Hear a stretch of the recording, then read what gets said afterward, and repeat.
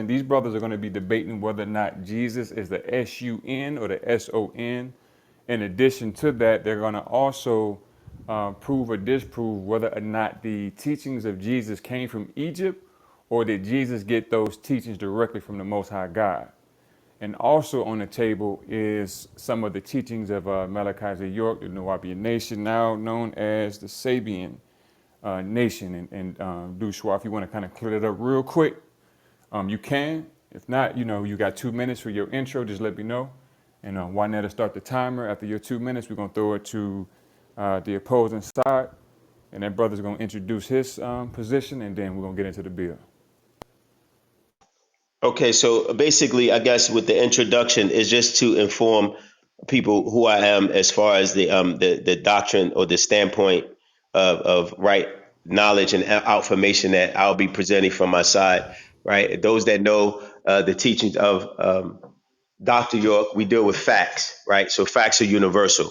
Facts are accepted by all. Right, they can be not, they cannot be accepted, but they cannot be disproven. That's the position that we take when it comes to facts. It eliminates beliefs. It eliminates speculation. It eliminates hypotheticals or conjecture. All of those were opinions, right? So when we deal with facts, facts will be presented and evidence behind it.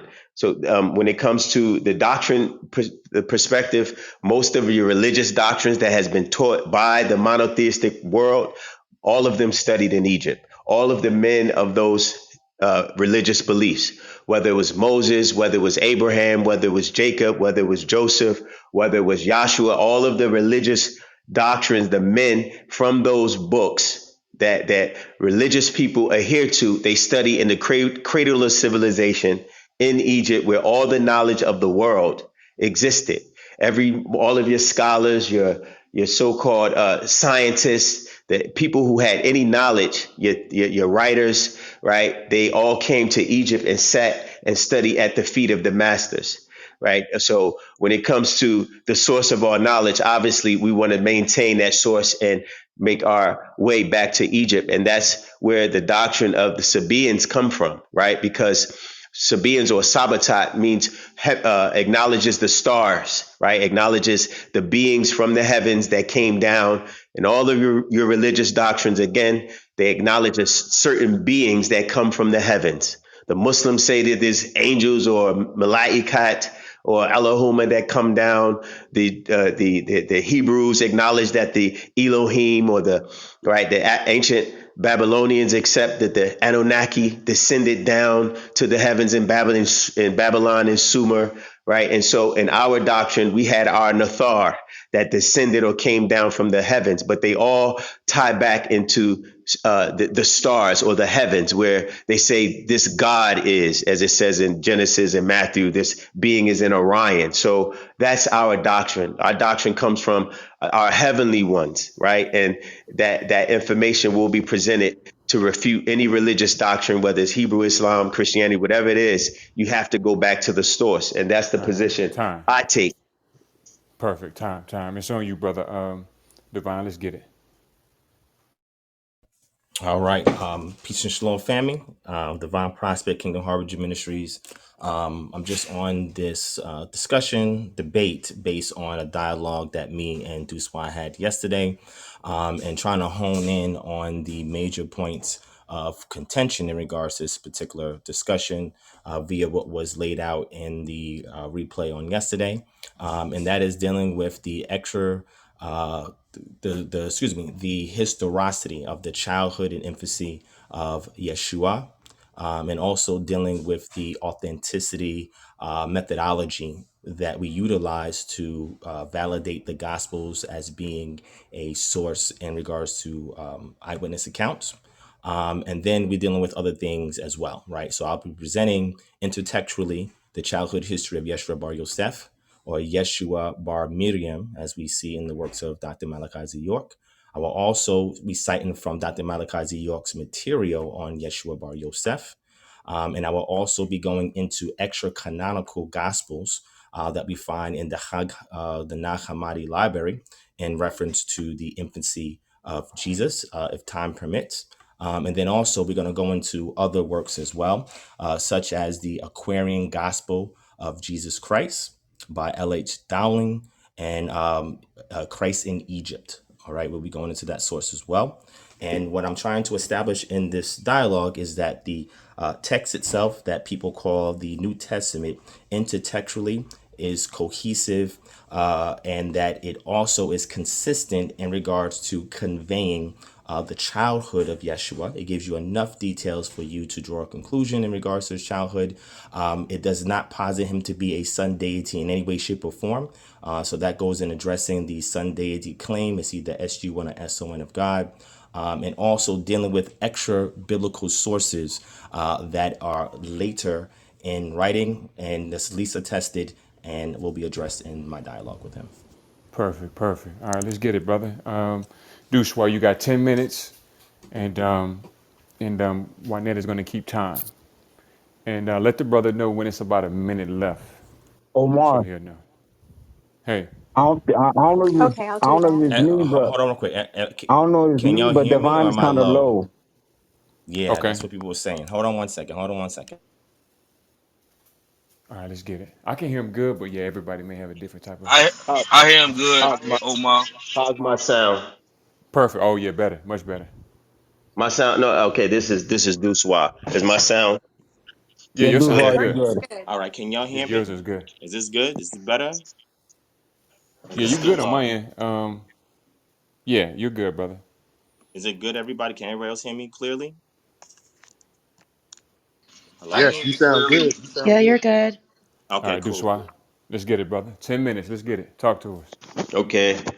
So there's a few. Well, first, I want to. It's kind of ironic that the brother had mentioned that he's making reference to Dr. Malachi York's books, because I just wanted to state that the brother is a student of Dr. York. He has plenty of his books, and the doctrine that he's coming from is coming from our doctrine. So I don't see it as, I don't know if it's necessarily a debate using references from my sources as well.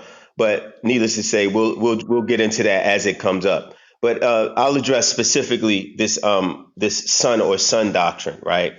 Because there's a consensus throughout the Christian world about the story of this Messiah or this Mashiach, right? That he was entitled or called in the New Testament, right? This New Testament, as they say, which is actually the Second Testament, because the First Testament was the Old Testament. The so-called New Testament, or the First Testament would be the Old Testament, or the Old Testament would be the First Testament. The New Testament will be the second, right? And if you get into the Quran, if you accept that, that will be actually the third. There's a distinct difference between the Judaic Old Testament doctrine and the New Testament doctrine as it relates to this Messiah, the title even in itself. As I was explaining earlier, that the Hebrews or the Judaic doctrine did not never accepted this being that they call Yahshua or Jesus in the New Testament, born in the first century, as a Messiah or even as this Christ, expected one. So there's a story and historical proof about a being by the name of Joseph, right? If you look into his name was Joseph, was Calpurnius Piso, right? And he was a Jewish scholar that that has made many different publications and writings that they give reference to the New Testament as him being the writer of his entire family. And when you read this information, you'll see that a book by the name of The True Authorship of the New Testament shows that he was responsible for actually authoring the New Testament. And if you want to look it up, you can. His name, let me give you his name so you'll be aware of the author here and who this is. His name is Josephus, right? Piso, right? When you say Josephus Piso, you're saying that Joseph of Piso was really the author of the entire book of the New Testament, verse by verse, chapter by chapter, book by book. Now, I'll give you a few readings there. Now, let's read his story. Joseph was the father and the author of the Jesus story, right? Calpurnius Piso himself inserted his family repeatedly by numbers and other methods into the Gospels. And the reason they done this is because there was a time in the first century where Paul was trying to convert the Romans, and using this doctrine of the Judaic doctrine and converting the Romans. And converting the Romans, it was very difficult. The reason it was difficult was because they would have to adhere to the law. And the Gentiles that had to be converted were uncircumcised. A part of the law was to be circumcised. And these converts, where Paul had attempted to go convert the Greeks of Asia Minor, this is why it's spoken of the churches, the seven churches of Revelations, he had to convert them to this Judaic doctrine. And the Roman Empire at the time, as Catholics, or converting to or acknowledging this Catholicism, was not too enthused about the Judaic doctrine, rejecting this Roman Empire. The Roman Empire claimed that they were the God, right, or in contact with Christ, therefore they were the authority.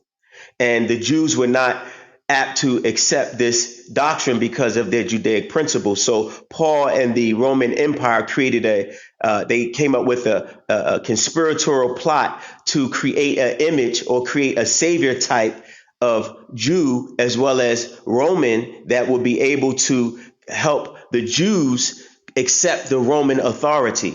And so this Calpurnius, or this Piso, under his pen name, he had a pen name, right, called Flavius Joseph. And if you look up, this is for your reference, the true authorship of the New Testament, the entire story is there. He was responsible for altering certain stories, adding certain information within these texts.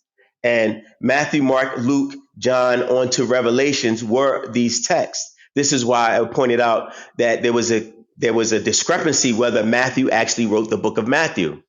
Because if you look at Matthew 9:9, you'll see that Matthew is not the writer. When you look at Luke in the first chapter, you see Luke says, well, I never met Jesus. I was never a part of this, the disciples, but because I was heard the stories of before, then it makes me give me just enough credit or just enough authority to write a book like everyone else. So Luke was not the eyewitness of this story. So the questions come in that who was actually there to witness these so-called few years of Christ from the age of 29 to 33. And the story comes out, the hidden secrets of the Roman Catholic and the Roman Empire was that these books were actually wrote by another author later on in the 6th century. And that author is the name of Joseph. He actually placed his name several times. But I'll read Luke so you'll understand the point I'm making, right? The first chapter of Luke says this: as many have taken into hand to set forth in order a declaration of these things which are most surely believed amongst us, even as they delivered them unto us, which from the very beginning were eyewitnesses. Now he's saying these people were eyewitnesses and ministers of the word. It seemed good to me also, right? This is verse 2. Having had perfect understanding of all things from the very first, to write unto thee in order, most excellent Theophilus, that thou might know the certainty of those things wherein thou hast been instructed. So he's actually admitting that though he was not there, though he was not an eyewitness, then even though he wasn't there, things seemed clear to him also. So he had a right to write this book. And this happens throughout these gospels as it relates to this story, because these 4 books are the ones that most people use as a reference to verify that this Christ being was actually lived. But if you ask anyone, right, and I'm sure if you go throughout the religious world and ask them, can they show any other place that Yeshua or a being called Jesus existed They can't show you proof of this being outside of these books.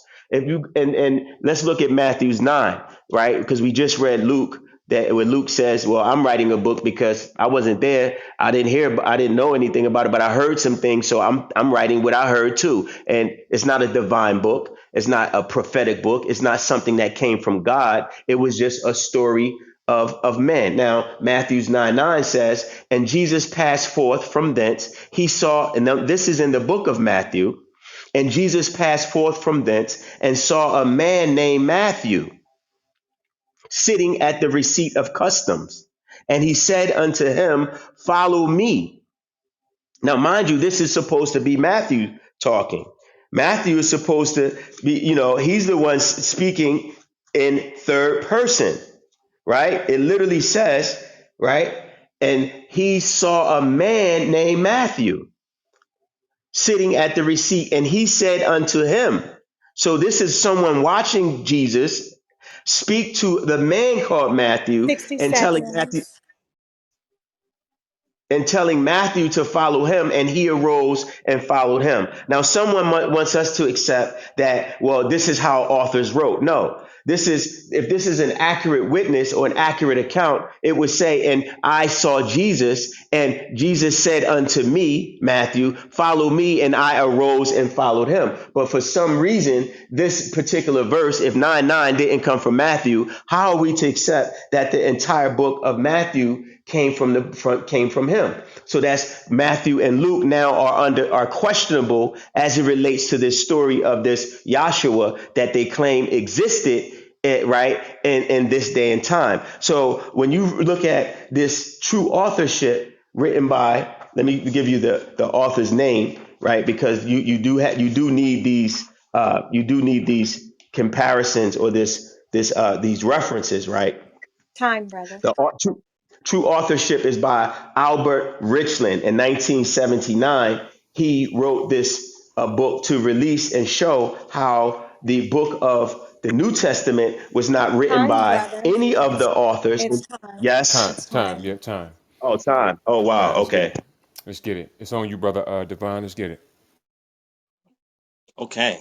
I guess the advantage of going second is being able to hear claims that's made from my opponent. And I'm gonna be fair and try not to address them here, but what I'm gonna try to do is establish from the text in question, which is the Bible, the cohesiveness and the coherency of the text to demonstrate a picture of the upbringing and origin of Yeshua in regards to his childhood.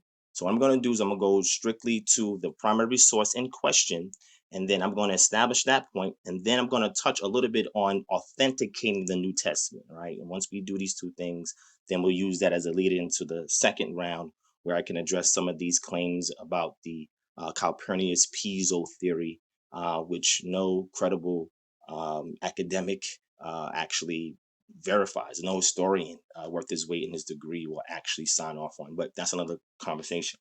So the scriptures regarding Jesus' childhood, I'm going to try to put it as much as in sequential order as I can so you can get the gist of it. All right.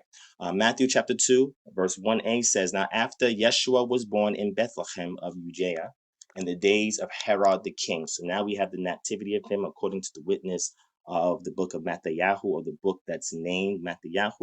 Matthew chapter 2, verse 13 says, Now when they departed, talking about the parents of Yeshua, which is Yosef and Miriam, behold, the Melach of Yahweh appeared to Yosef in a dream and said, Rise, take the child and his mother and flee to Kemet and remain there until I tell you, for Herod is about to search for the child to destroy him. Verse 14, And he rose and took the child and his mother by night and departed to Kemet and remained there until the death of Herod. This was to fulfill what Adonai had spoken by the Nabi, out of Kemet or Misraim I have called my bane. All right. Matthew chapter 2, verse 19. But when Herod died, behold, a malach of Yahweh appeared in a dream to Yosef in Egypt, saying, Rise, take the child and his mother and go to the land of Israel, for those who sought the child's life are dead. And he rose and took the child and his mother and went to the land of Israel. But when he heard that Archelaus was reigning over Judea in place of his father Herod, he was afraid to go there. And being warned in a dream, he withdrew to the district of Galilee. And he went and lived in a city called Nazareth, so that it was spoken by the Nabaim might be fulfilled, that he would be called a Nazarene. Lucas chapter 2, verse 1. In those days, a decree went out from Caesar Augustus that all the world should be registered. This was the first registration when Quirinius was governor of Syria, and all went to be registered, each to his own town. And Joseph also went up from Galilee, from the town of Nazareth to Judea, to the city of David, which is called Bethlehem, because he was of the house and lineage of David, to be registered with Miriam, his betrothed, who was with child. And while they were there, the time came to give for her to give birth. And she gave birth to the firstborn son, and wrapped him in swaddling clothes, and laid him in a manger, because there was no place for him in the inn. Luke chapter 2, verse 22. And when the time came for the purification of the law of Moshe, they brought him to Jerusalem to present him to Adonai, as it is written in the law of Adonai, every male who first opens the womb shall be called set apart to Adonai, and to offer a sacrifice according to what is said in the law of Adonai, a pair of turtle doves or two young pigeons. Lucas chapter 2, verse 39. And when they had performed everything according to the mitzvah of Adonai, they returned into Galilee to their own town, Nazareth, and the child grew and became strong, filled with wisdom, and the favor of Elohim was upon him. Lucas chapter 2, verse 41. Now his parents went to Jerusalem every year at the feast of Pesach. And when he was 12 years old, they went up according to custom. And Yeshua increased in wisdom and in stature and in favor of both God and man. And that's verse 52. And we can see this synonymous with 1 Samuel chapter 2, verse 21 and 26, because the firstborn is given to the temple to do work, whether it's outside the temple, if they're not a Levite, or in the temple, if they are a Levite. But the child is given, the firstborn that opens the womb of a virgin is given or presented to do the service of Yahweh. All right. Lucas chapter 4, verse 16. And he came to Nazareth, where he had been brought up. And as was his custom, he went to the synagogue on the Shabbat day, and he stood up to read. As he had been brought up. The text is very clear that he had been brought up in Nazareth, not in Kemet, Mizraim, not in India, not anywhere else in a Tibetian society, in Nazareth.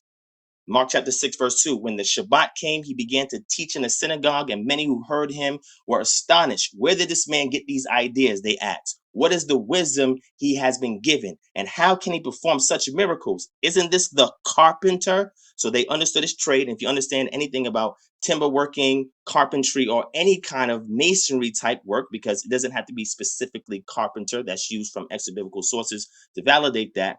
But they also go to say, this is the son of Miriam and the brother of James, Joseph, Judas, and Simon. Aren't his sisters here with us all as well? And they took offense at him. Therefore, the people were thoroughly familiar with the upbringing of this individual. And we can date the timing of when he left to go to Egypt and came back. It's proposed that he was born in 6 BCE. And I have scholarly sources for that if anybody wants to ask. And the census happened in 4 BCE under Quirinius. We know Herod was ruling at the time. Herod died that same year, which was 4 BCE. Therefore, afterwards, the angel came and told them that they need to go back to Israel, right? So that way they can return back to the land, right? And then the father went to Nazareth. And the reason why we don't see that mentioned heavily in the book of Luke is because it was such a short period of time that he was in Egypt that it was not mentioned by the author of Luke, but the Luke gives us other clues in regards, or insight in regards to his upbringing. Case closed right there. But let's go on to see who taught him. John chapter 7, verse 16, or Yachanan chapter 7, verse 16. My teaching is not my own. Yeshua replied, it comes from him who sent me. He's going to say who that is. Yachanan chapter 8, verse 28. So Yeshua said to them, when you have lifted up the Son of Man, then you will know that I am he, and that I do nothing of my own authority, but speak just as the Father has taught me. Yachanan chapter 12, verse 49. I have not spoken on my own, but the Father who sent me has commanded me what to say and how to say it. So it's very clear from the text. It's very consistent. It gives you enough detail and insight in order to lay out a premise that the text is intertextually consistent and conveying to you the livelihood of the childhood of Yeshua bar Yosef, or Yeshua bar Miss Miriam, right? If you want to go towards the way that is proposed with Dr. Malachi Z. York.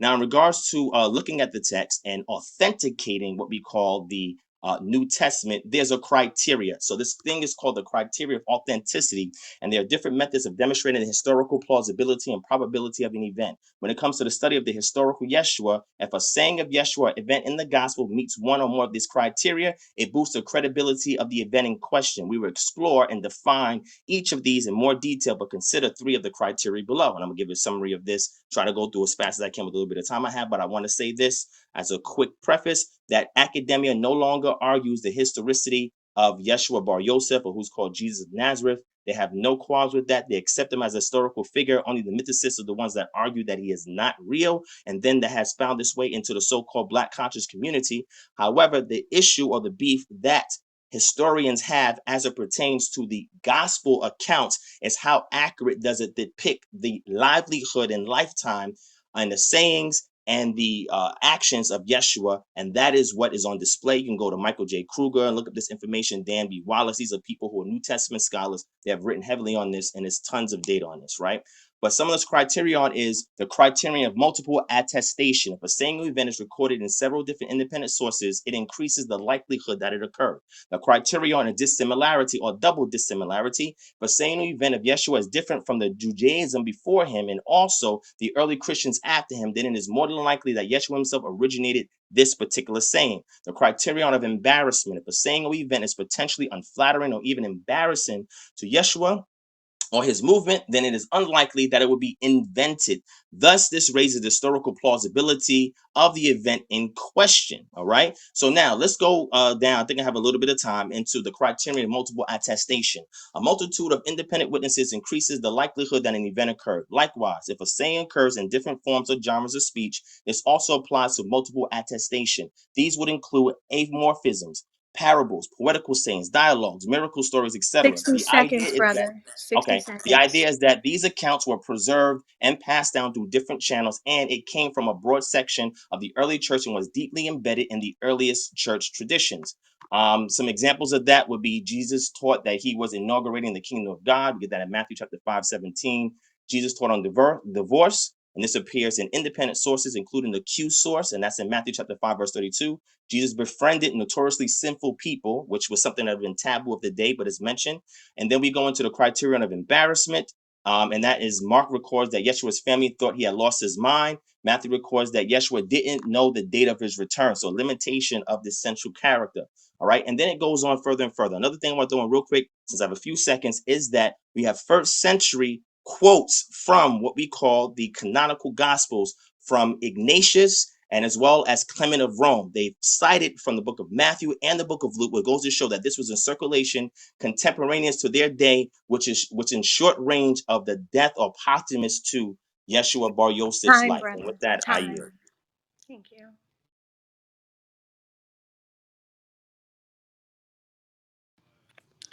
Doosua, are you ready for your turn?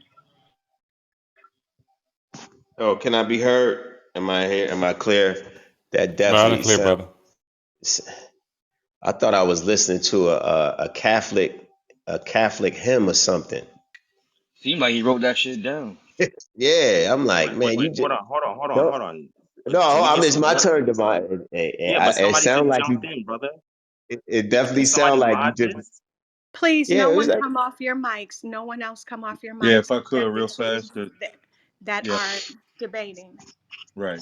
So nobody has to unmute to support anybody's position. When the brother Doosua is speaking, he's the only one speaking. Same thing for Divine. Go ahead, Doosua, you got it. If I said your name wrong, I Thank you, apologize. Captain. No, it's do swat. It's fine. No sweat, Yeah, I Doosua. just want. Yeah, yeah, but like I said, making reference to those 4 texts or 4 gospels when there's obvious contradictions and there's obvious discrepancies on the authenticity really does not prove that this Jesus or Yahshua or this being actually existed. There was no sound proof outside of what you read. And so in my first part, my first submission, it was supported that it's questionable, right? And the only way that any historian or archaeological findings or anthropological findings, Egyptologists or anyone that studies the true story of this being, right? they always make themselves, they always go back to Egypt. And because this is where you find the true story. The true story of Horus, the true story of Isis, the true story of Osiris. Everyone knows that that same story of the Virgin Mother, right, the divine Son, and the Father is there in Egypt. That it goes without saying. This is already known. The Muslims know it, the Jews know it, and the Hebrews know it. You know how? Because Moses learned that knowledge when he was in Egypt. And every time anyone has to, right, confirm their existence or try to validate themselves, they always say, yeah, well, we went to Egypt, because they know Egypt was a real place. When you say, well, did Abraham exist? Even though there's no proof of an Abraham, there's no proof that Moses even existed outside. There's no bones. There's no tombs. There's no evidence anywhere outside of these books, right? But the evidence of Egypt is that you can go there and see all of our stories written on the walls. And when you make, when in Hosea, and I'll just get to this where it makes reference to Hosea, speaking about the son and the son. Hosea in several verses tells you that the Israelites and the Hebrews, God comes out of Egypt, because Egypt is a real place. And that's Hosea 11:11. It says, no, that's 12:9. It says, I am the Lord thy God from the land of Egypt. It's funny how Egypt validates everybody's factual evidence when no religious, the Hebrews can't validate their civilizations.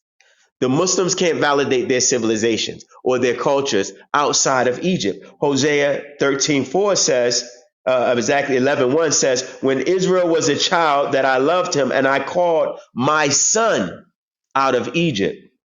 Why does it keep making reference to Egypt throughout this book? Because Egypt is the only validity that a person, a culture can tie into.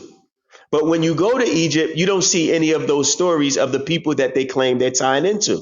Like Jacob. Jacob's story is not written on the walls in Egypt. The bondage of the Israelites is not in Egypt. There's no records of the Israelites in Egypt. There's several magazines and articles that make reference to these stories, biblical stories, and they actually say, listen, there is no proof that any of these beings existed.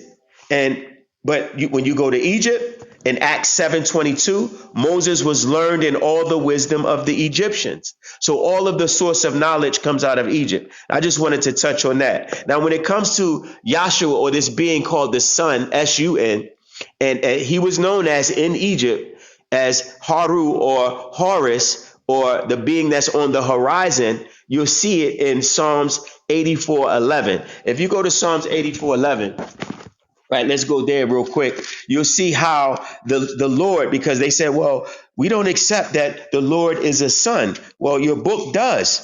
When you go to 84:11, it reads, I read it right. It says, for the Lord God is a son, and it's S-U-N, and that word is Shemesh. It's not S-O-N there. So because they knew that the deities of ancient Egypt, one of the highest of all deities was Re or Roy. And Hagar called on this same being when she was in trouble in what you call in Genesis, right? In Genesis 16:13, she called the name of the Lord that spoke unto her, and that God seeth me. And that word is El Roy or Ray, which is what in the Strong's Concordance, you can look it up, in Numbers 72 verse 10. But getting back to this son deity or this son God, or they say Jesus or Yahshua was the son. All of your ancient Christian, right, symbols they pulled out of Egypt, and they used Yahshua as the son, and they have a halo around his head. The pictures that they depict, because the Greeks used the Horus story, because the 2,000-year-old story of this Christ that they say existed, there was no proof. They wrote him in the book, and the prophecies that are attributed to him come out of the Old Testament, specifically Isaiah, because I said Joseph Piso made reference to Isaiah. He loved the book of Isaiah, so you'll see comparisons to Isaiah's prophecies, and they make reference to Jesus. They say, oh, okay, this Jesus was in Isaiah, right? But the only Jesus that the Hebrews acknowledge is the Jesus called Joseph Pina, who was actually at the same time of Moses, and that's in their Talmud, right? They make reference to it, so they actually knew, the Hebrews knew that new Jesus that was created was not the real one. The real one was in Egypt, and he was known as Horus. And the book of Revelations makes reference to that. It calls him the Amen. If you go to Revelations 3:14, you'll see, and this is to prove that the real Yahshua, or the real Horus, his name, is actually a son God. Go to Revelations 3:14 and we'll read it. It says, right?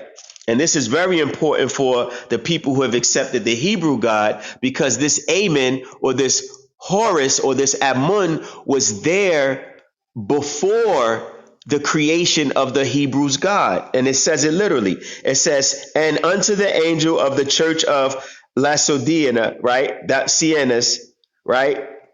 Laodicense, write these things, saith the Amen, the faithful and the true witness, the beginning of the creation of God, right?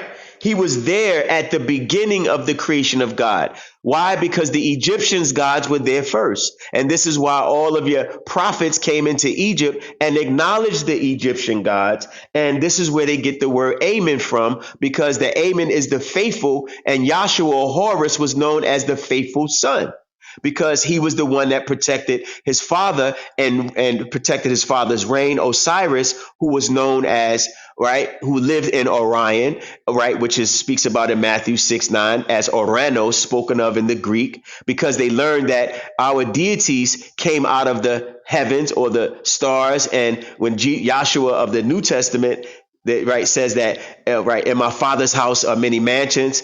I and my father are one. Pray to the Father who's in heaven. In this manner, they use the term Oranos, which is Orion, a star constellation, and that is the same star constellation that Osiris is known to have ascended to. But let's get down to this Psalms 19:14, where the Hebrews actually made tabernacles to the sun.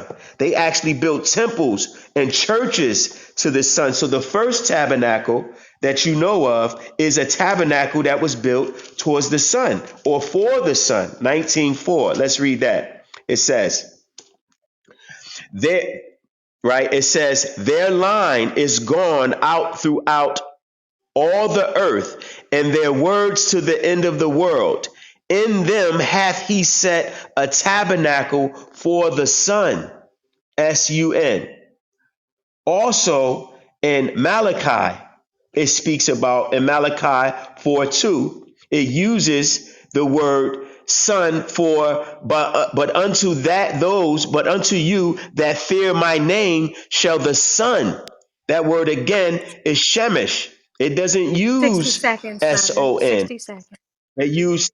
It used Shemesh, and that Shemesh is a sun deity again, not Ben, which is son as in Ben, or Bar in the Hebrew, but Shemesh. So they do acknowledge the son. They do acknowledge, right, the Yahshua, or Horus, as a son, Sun, born as a Son. So life giver, and they make reference to Yahshua as one of those sun deities.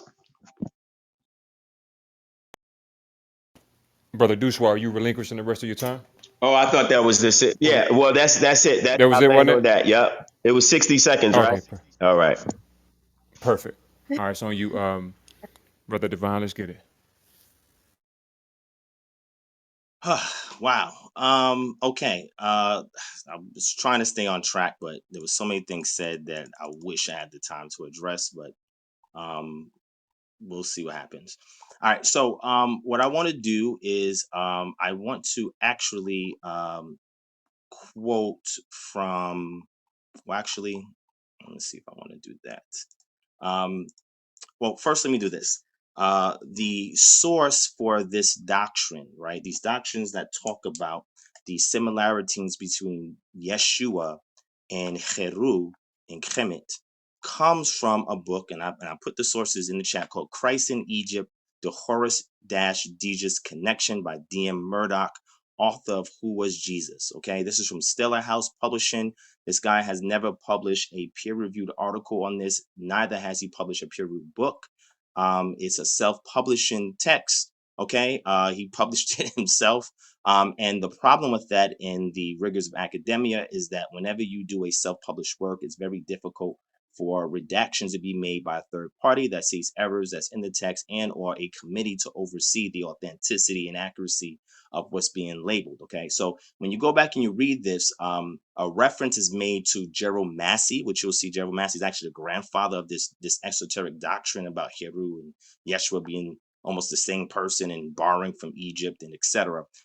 They take some time in page 39 of the book to go into who is Gerald Massey, and they also go into Heru being the son of God, right? And they make a lot of erroneous claims that need to simply be addressed.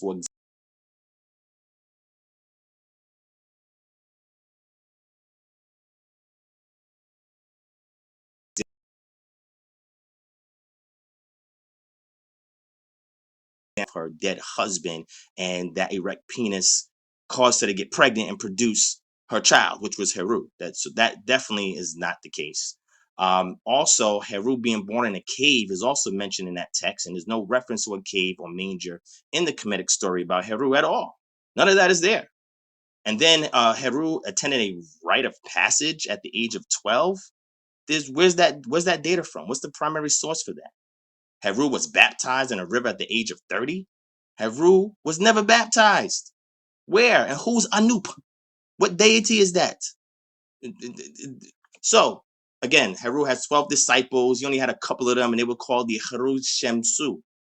All of these claims that's made in this text, like I said, all of them, I would say 80% of them have been debunked and overridden. And I have tons of sources that have done so, peer-reviewed work that have done so. But I may not have enough time to get into it. But I just wanted to point that out so you can know the source of where this comes from. Also, the Aquarian Gospel of Jesus Christ.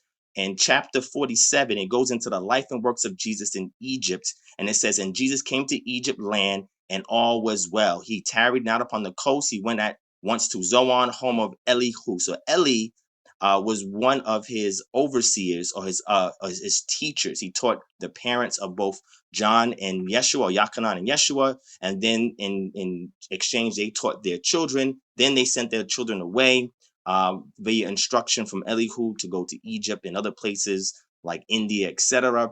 And in doing so, that they will learn all of these secret mysteries and be able to be enlightened and learn about divinity and miracles and so forth. Well, if you know anything about L.H. Dowling, he tells you the source of this.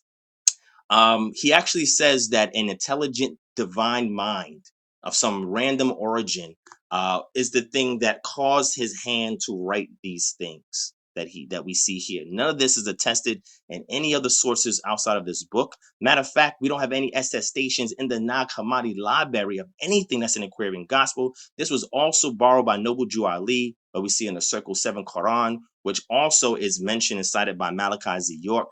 I mean, we can go on and on. Let's go to the quotation is made in Psalm 84 and 11 about the sun and shield. This is an ancient Near Eastern idiom that's well known of sister cultures in the ancient Near East.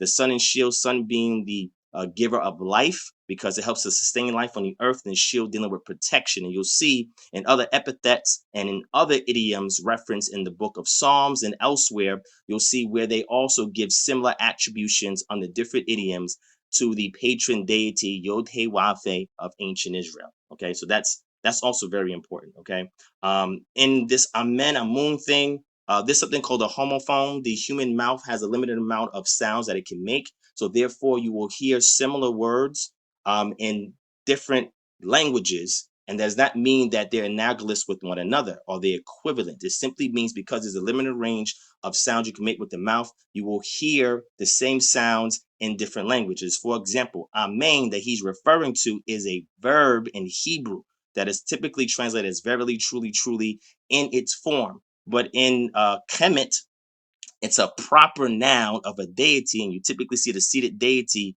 when you're looking at the logogram that's associated with the actual hieroglyph of this particular deity. And when you look at it in context, they never use it as a verb. It's always used as a proper noun. Why? Because these are two different words that have two different definitions, and just seems to have what's called a homophone, or they sound very similar. Okay, so I definitely want to address that. Then there's a scripture he brought up of Malachi 4:2 about the sun of the sun. He used the word Shamesh, which is very fascinating that he brought that up and equated things to the star constellations. I'm going to save some time. I'm not even going to delve into that right now. But if you go into a book written by Malachi Z. right, the name of this book is called What Race Was Jesus? It's scroll number 162. If you go to the conclusion of what Malachi Z. says in his book around page 150, he says that Yeshua, and that's how he said he prefers to say the name of who Jesus was. He was a Nubian, and that he came from other prophets that preceded him, such as from Moshe and David and Adam, who he said his father was Atum, which is not attested anywhere. But he says that he's a Nubian, and that his father was actually Gabriel, and Gabriel impregnated Miriam, and that Joseph was simply just the stepfather, just going along with the program. All right. And then he explains where Gabriel comes from. All in this book. And y'all can get this book. I shared the link yesterday. You can go read it for yourself. And you'll see so many things in there that is just wrong. It's just blatantly wrong. Okay. Also, the canon of the what we call the quote unquote Brit Hadashah New Testament. All right.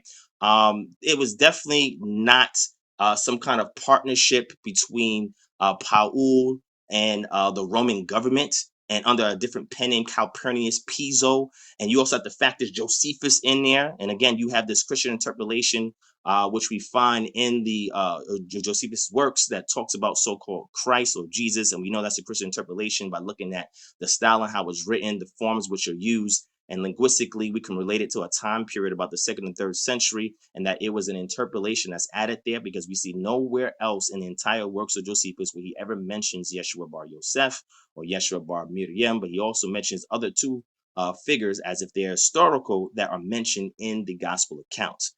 However, there's a chart that I would like to share within that same link that if I get the time, I will post it on there, and we'll see people that I mentioned earlier, Clement of Rome, Ignatius, which is a disciple of Yachanan, direct disciple of Yachanan, Trajan, the Didache. All of these other sources also quote from what's called the New Testament. Paul was also executed by the Romans. Why would the Romans kill an associate of theirs? Why would they do that? He's not nobility. They're not vying for the throne. Why would they kill this man and he put in all this work for them? So there's a lot of things that has been brought up that needs to be addressed. But what I've proved was that the consistency and congruency of the narrative from what we call the canonical gospels and displaying for you the upbringing of Yeshua bar Yosef. I also attempted to go into how to authenticate and be able to assert the historical plausibility of what we call the New Testament based on how it's written, the style in which it's written, and going through various vigors of examination. Also, a lot of the 60 piso fitting seconds, brother. doctrine, 60 again, seconds. thank you for that, sis, is not written in no peer review works anywhere by any serious historian. And this is why that only exists as a fiction. It is not history.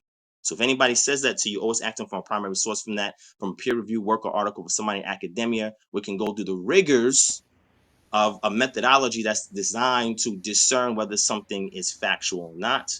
Okay. And let me see. I'm trying to figure if there's anything else that I would like to address. There's so much that was said. And so much data that I have. Is also a book that Malachi Z. wrote called Who is the Bride of Christ, where he also talks about Yeshua as if he's a real person. Actually, he says he's a historical person that married Miriam, which means he's borrowing from other sources outside of himself. And a lot of us know that film. And I'm not going to say it right now, but when the time comes, you go back to look at that film that said Jesus married Miriam, they had a seed, and it becomes the Holy Grail. Dr. Malachi Ziyok has this in his book called The Bride of Christ, and he talks Time, about Yeshua brother. as a historical character. All right, appreciate you, brother. So the third round, y'all, it's about to get spicy. So I'm gonna do a reset. I'm gonna let you brothers get your questions together. Each opponent will have 10 minutes. And remember, you can question your opponent. They have to be direct if it's a yes or no. If you need them to explain, they can explain, but they cannot teach their position until it's their turn. So we're going to start that up shortly. I'm going to do a reset with some music, and we'll be right back, y'all. Ping up is about to get real. And then after the third round, we're going to have an outro. Each opponent will get 2 minutes. And then from there, we're going to have a Royal Rumble where everybody can participate. Everybody on the stage, anybody in the audience, we can, ask questions, challenge, and we can really unpack this. It's a beautiful beat. I appreciate you two brothers. Let's get it, y'all. Share the room. Share the room. We love y'all for being here. We appreciate y'all. We're going to be here for a couple hours rocking out. We got the third round about to start. It's the questioning round. And we have the outro round. And then from there, we're going to have the Royal Rumble where everybody can participate. And we got a lot of great minds on the stage with us. And so I look forward to hearing more within this discussion. Brother Doosua, are you ready? Okay, so this is the question round, right? Yeah. You can teach. You can question if you want to. You don't have to. You can use your time however you see fit. How So much you got time? How much time is on this one?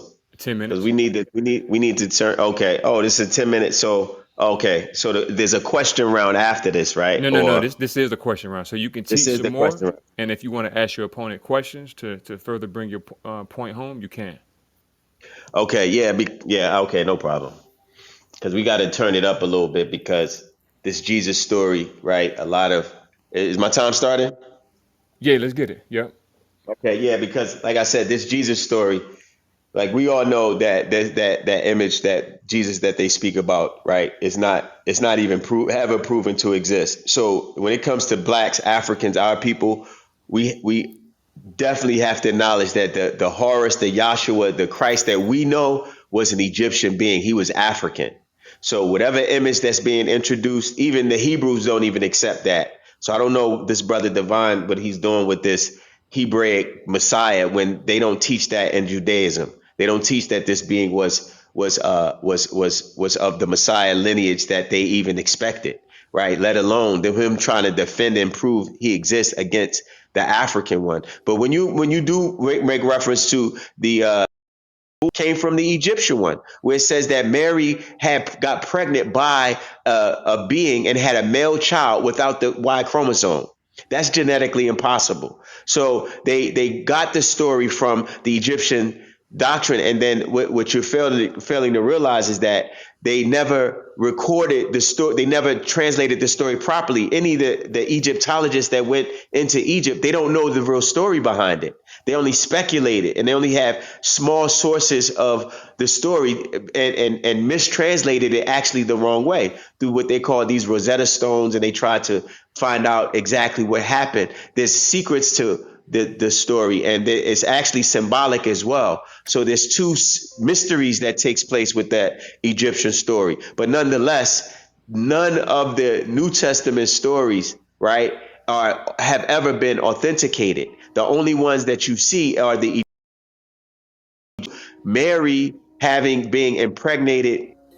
They never confirmed how she was able to give birth, how just this Jesus was able to have male characteristics, male gender, a beard, male sex organs, everything about a masculine, right? They never show how she was able to conceive that in that way. In fact, if she carried for 9 months, at what point did she get pregnant without sperm?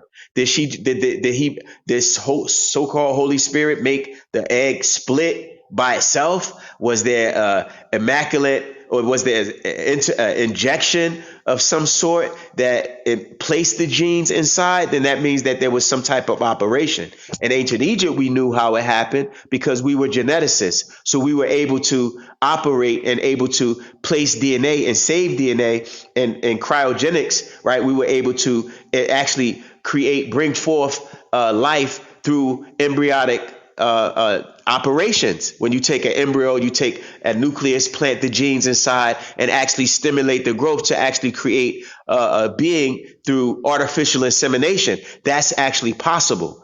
and the Egyptians knew how to do it. That's not explained in those Matthew, Mark, Luke, and John stories, because they all knew that it came from Egypt and they stole it. The reason why you know they stole it is because all of your Egyptians, all of the stories of your religious doctrine, they sat at the, like I told you, Abraham went into Egypt. He had a wife, right? A woman, Hagar, went into Egypt, right? But with but let's back up off the Egyptian doctrine. Let's address the Hebrews God, because that's what I wanted to ask there. Like, because there's many instances in Genesis and throughout the Old Testament where this God is actually asking for sacrifices. Some, when they speak about their Yahweh or their Lord, they never tell you that this being is constantly asking for flesh and blood. He's constantly asking throughout Lamentations, 2 Kings 6:28. They say, let us bring your son that we may eat him today, and I'll eat your son tomorrow. Look at 2 Kings chapter 6, verse 28. Deuteronomy 28:53. It speaks about flesh and blood, sacrificing, eating children. Numbers 13. It speaks about these beings coming down, right? Eating human beings. Abraham was told to sacrifice his son. And Abel was told to sacrifice. This God, this Lord that the Hebrews, the Hebrew Israelites, they want you to accept their Yahweh, but they don't tell you that their Yahweh is constantly eating animals. Even in Genesis chapter 9, after the flood, they requested Noah to place all of the animals on the altar, and he smelled this sweet savor. So that's the question I'm asking Divine, because I think he represents the Israelites. So he has to answer these questions. Why is his God constantly asking for sacrifices, flesh and blood throughout Lamentations, throughout Leviticus chapter 3, verse 11, that you have to offer this blood at the tabernacle, pour the blood out. This God is going to fry the animal, cook the inwards, eat the inwards, and Aaron and the other priests would to partake of it. Throughout Genesis 18, this Lord came down and went to Abraham, and Abraham gave him flesh and blood, and they actually ate. But yet he's mentioned that the master teacher spoke about extraterrestrials, yet this guy comes down to the planet, have sex, his Lord, have sex with human beings in Genesis chapter 6, eats flesh and blood, gets upset and burns and hurts and drowns people. Right? This guy gets angry and wants to burn people. Actually, in Revelations 8:19, it speaks about this great feast that is taking place. Revelations 19:8, right? Where this great God, this great supper, where you eat the flesh of men, the flesh of horses, the flesh of kings, all this flesh eating, right? They don't speak about that. So don't you critiquing Egypt, but Egypt didn't need the monotheistic religions. Y'all needed us. Abraham needed us. The Israelites needed protection from their God. Their God was asking them to sacrifice and kill and place animals, right, put the blood at the temple door and pour the blood on the floor of the temple. Come down and sacrifice yourself to this God. Why? Why is your God, this Yah, always asking? And if he doesn't get it, he gets upset. Look, Cain was upset at his brother because Abel's offering was accepted, which was the calf or the cow, the blood. He accepted that, but didn't accept, right, Cain's offering. So the question would be, you focusing on Moses learned in Egypt. Your Jesus that you claim existed, we're saying we have the real one. You're claiming you have one, but you came for protection. Every time your God couldn't help you being burnt, he loves the smell of a barbecue. All of this, I'm jealous, I create evil. Your Lord placed evil in the garden in Genesis chapter 2, verse 9. He actually made evil human beings that he repented for creating and then had to burn them. So you have to address, we want to address the audience, the people want to know about the Hebrews God and how and why he's always coming to the planet with some anger, being upset, ready to hurt women by giving them more labor pain in their birth, ready to drown human beings and babies instead of killing and destroying the devil, right? These are questions we want to know. We address this Jesus story. We know that it's a fictitious story that was created and made, right? That's a known fact. You don't have to go and quote your little Caucasian white man sources. I use those sources because I know that's only the ones that you accept. Now, when you use Dr. York, it's funny and ironic that you're making reference to our doctrine. So that makes me, and I heard your last hour in yesterday's class where you placed our books in the chat for people to look up. You didn't place anyone else's books. You're studying Dr. York's books. You're learning from Dr. York, and you're trying to use the intelligence that he gave you against me.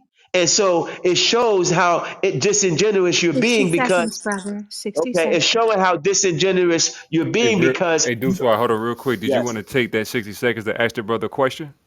Yes, that's the question I want to ask him. Why is the gods do Jeremiah 19, Ezekiel's 5:6, Leviticus 26:29, Lamentations 4:10, 2 Kings 6:28, Deuteronomy 28:53, Isaiah, I hope you're writing this down, Divine, Isaiah 49:15, Numbers 13, Joel 3, all of those quotes are speaking about your God asking for flesh and blood, killing people and drowning them in right, and then asking for to eat the flesh of animals. Your God is a flesh eater. Your Lord, you want us to worship and accept, is a flesh eater, and he's very dangerous. He's angry and he's jealous of other beings. You have to address his character. That's the question I'm putting on the table. All right, Divine, you got to answer the question. I need to know. I need to know how much time is left. I don't. How can I answer that question in that amount No, of no, you time? good, you good. Yeah, yeah, ain't no, yeah, yeah. The clock No, will no. Which stop. mean, you know, it's 10 minutes, and I need to go. So okay. So it was 60 seconds. He asked me a million questions. How in the world can I answer all of those questions in the limited amount of time that I'm giving? He should have asked me one question. No, Let me no, no, answer. no, no. Don't complain. Don't complain. Just Yeah, Brother, just answer. brother, I'm not, hey, brother. Deuce, Let me ask him talk. one So let me, question okay, let me and then answer your question before just the answer time the is out. question. So there's a book called Ritual and Metaphor, Sacrifice in the Bible by Christian A. Eberhart, and that will give you more details to look into what we call sacrifice and how the gods dealt with sacrifice. Nobody in here is saying that there was no sacrifices that was made and that Yod Heh Wav Heh was not accepting sacrifices. That is within the corpus or litany of literature that we have in the ancient Near East. This is what the gods do. They require sacrifice. Matter of fact, they also live on mountaintops. They also live in temples, etc. So this is the life-giving force that you have to provide in absence of your flaws, your errors, your mistakes, or what is loosely titled as sin. So All right, therefore, life has to be given for your life, and therefore the blood has to be shed. Therefore, it is accepted in exchange for your life, so that you will not be purged or you will not be persecuted. In summary, but since you gave all those perfect, scriptures, I can't exegete every one because you gave so many and the time is limited. So I'm just gonna perfect. wait for my turn. You good? It's on you, brother.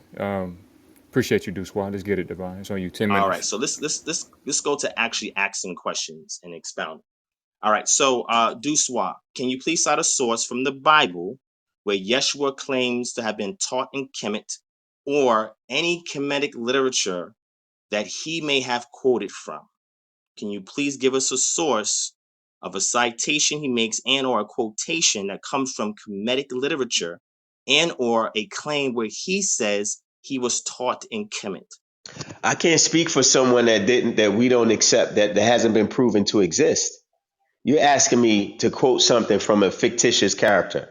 That's like saying, ask where Santa Claus said that he came to someone's house, right? December 25th, 1983. And show that it's a fictitious character. That was the point of the argument I presented, that this Jesus that you claim exists came out from the real one, Horus, that actually, and I can quote him in several papyrus and the stories of the Trinity in various locations throughout Egypt, including Hosea.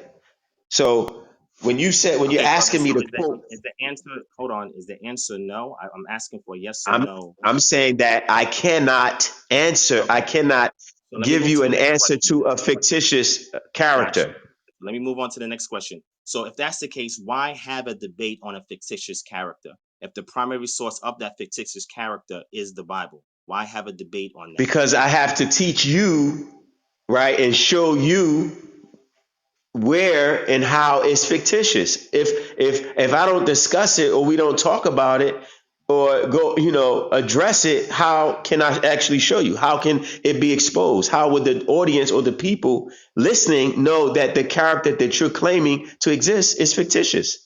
That's why we having the So debate. let me get to the next one. Let me get to the next statement.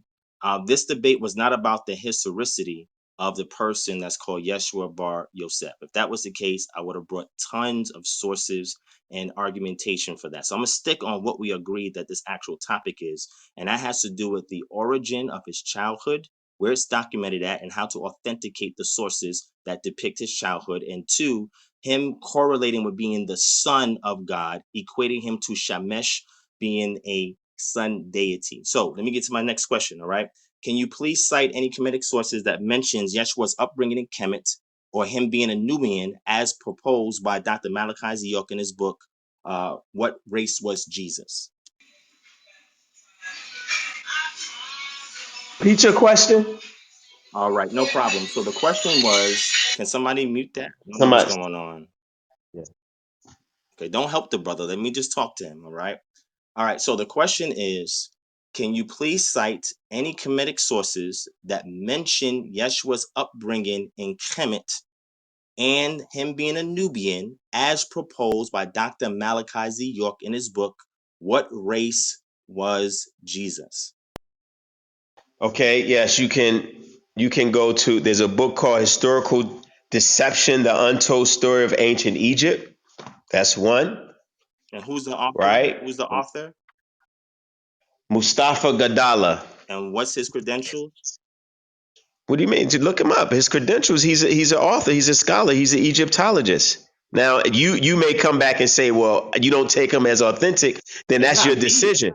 It's the I'm consensus just of the giving you. community that he I'm just giving represents. you. They Hold don't on. acknowledge him as a I'm scholar, Hey, brother. Doosua, But you thank you for the in source. this round, you got to just answer, and then once we have okay. like the Royal Rumble, then if y'all brothers want Okay, to, no problem. Yeah. Okay, So battle so it out. so you gave a the source. Okay, cool. Nazarenes. I'm giving you the source. That was one, All right, right? what's the second one? Yes. Hold on. Give me a So these second. so these sources are British. going to Hold on. tell us. The gods of the Egyptians by Sir E. A. Wallace. Okay, brother, listen to me. Are you telling me these The ancient sources are Egyptian going root. to wait, brother, wait, slow down. Listen. Are Oh, you I telling was me that answering your these question. sources, brother, are you telling me these sources mention Yeshua's upbringing in Kemet and that he was of Yes. Nubian stock?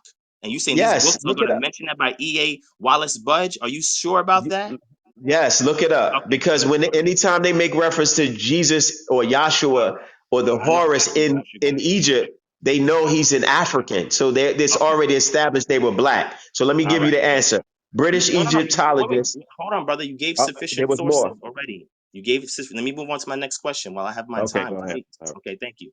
So, can you cite any extra canonical infancy childhood gospels that depict the life of Yeshua as a child? You have you have the what is that? The Nag Hammadi, right? They speak about Hammadi and the Gnostic Gospels, those, if that's Which one? sufficient. Which one, sir? Please cite which source. Not Kamadi's entire library. I need a particular source. Go to a few, maybe volume 3. There's volume 3 and 4. What does volume 3 and 4 mean, brother? They're different works that are compiled together. Please cite the work in particular. Or the book. What book are you saying this from? What's the name of the book? That I'm saying, what do you mean that I'm saying what from? You're citing from an entire library, and you said on this volume, this book Yeah, says. What I'm yes, asking you, that volume. And you also, brother, there's the ones who are triune. That's by Dr. York, since you like quoting, right? You like brother, him as a that's not reference. that's not what I asked You, you. So you, I asked you for do you extra have the canonical ones who are, infancy, brother. I asked you for extra canonical infancy childhood gospels that can be authenticated, that relate to by who? the. You said by who? Authenticated by the Yeah. consensus of academia. That's how it Who's the works. consensus? Who are the consensus? It depends on what industry you're talking about, what discipline in Do you particular. choose them or do I choose No, the no, consensus? I don't choose them, my brother, because I'm not part of that Hey, consortium. Divine, like if you ask If, him a question, you even if you don't accept it, you still got to just accept that as an answer, regardless if you agree with it or not. What I'm saying is fine, but he did not give a granular You said source telling it's me, not accepted by you said it's not accepted by the brother, consensus. That's what brother, I'm saying. I gave that's you not the what I, answer. I gave you British brother, Egyptologists, the gods of the brother, Egyptians, brother, right? slow down. The We're on Rus another question Encyclopedia. now, brother. Please slow Okay, down. go ahead. All The right. question that I I'm asked just you, trying to help you with your time though. brother, I don't need your help. So listen, brother, I asked you for extra canonical infancy childhood gospel. You mentioned the Nag Hammadi. That is an entire library. I'm asking you what worked in that library. That's like you telling me go to the public library in Atlanta and you can find something in there on what? Well, you have to look Okay, through it. You so have to do let me your move on due to the next diligence. question. Let me move on to the next question. All right. Was Yeshua Bar Miriam, according to Dr. Malachi York, a historical person? Yes or no? Was he an historical person? According No, to he was Dr. a Malachi York, he was was a he a historical figure. person? He was a figure that was copied from. He was a figure that was copied from the original Horus story and was depicted in the New Testament that you call the four synoptic gospels. Is that yes or no, brother? I said he was So a according to Dr. fictitious Malachi character. York, was Yeshua Bar Miriam a historical He was person? he Yes was or no? a fictitious character that was copied No. and created. Okay, gotcha. So I'll read from Dr. Malachi York when we do our follow. Okay. So next, let me move from there, right? And let me ask you a question, okay? So do you see Dr. Malachi York as a primary source of knowledge on this subject matter? Yes or no? Primary source? Well, Yes, sir. That's what I yes. asked. Okay. So with that being said, where did Dr. Malachi York claim to get his knowledge from? I'll just From scroll right here. I just want to see if you know.